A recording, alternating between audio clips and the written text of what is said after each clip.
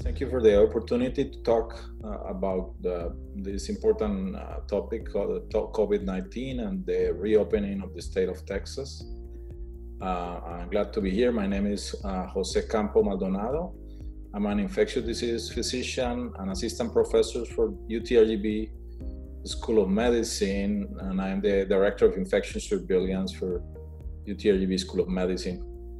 I think everybody is now familiar with the COVID-19, which is a virus of predominant respiratory transmission, but we understand that there are other ways in which you can get this illness, right? We understand that you can get it from touching contaminated surfaces and then moving your hands to your mouth or your nose or your eyes. We know also that asymptomatic transmission, which means people who don't have any signs or symptoms of infection, can have the infection and still spread it. But we also know that there have been steps in the state of Texas to try to open the economy. I believe this is more for economic reasons, but this has these measures have public health implications.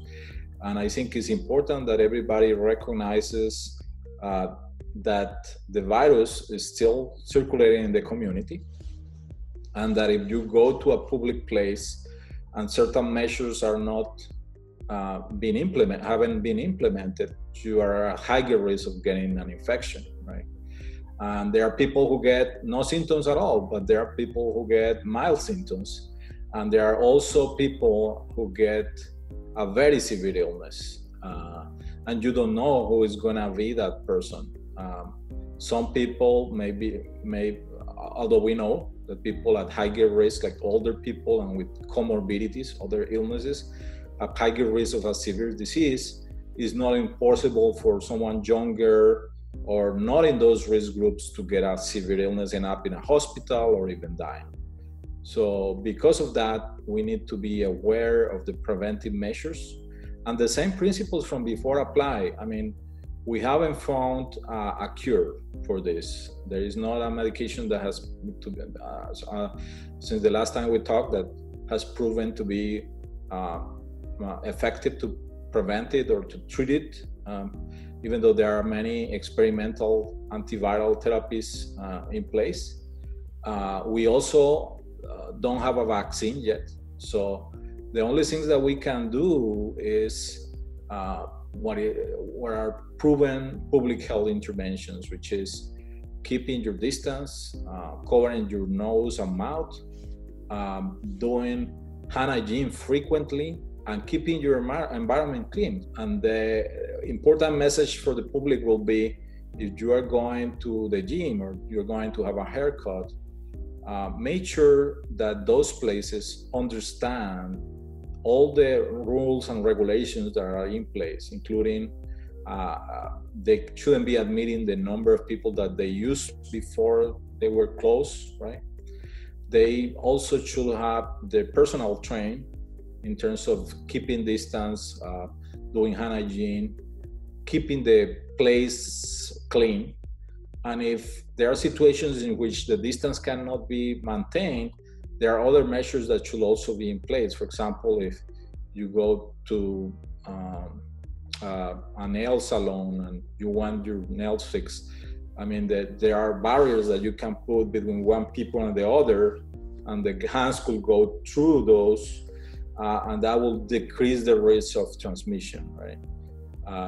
So make sure that those measures and also screening procedures are in place for employees from those facilities, and recognize that even though the risk will decrease if those measures are in place, the risk is never going to be zero. So you still can get it, even if the place is following all these precautions. If you get sick with symptoms that could be compatible with COVID-19, and the symptoms are a lot broader right now, includes a sore throat, includes loss of taste, loss of smell, fever, cough, body aches. So it's anything that looks like a flu also. So all those symptoms could be COVID-19. And in general, if COVID-19 is circulating in your community and there are a lot of people sick with COVID-19 around, you need to assume until you get tested that if you get those symptoms,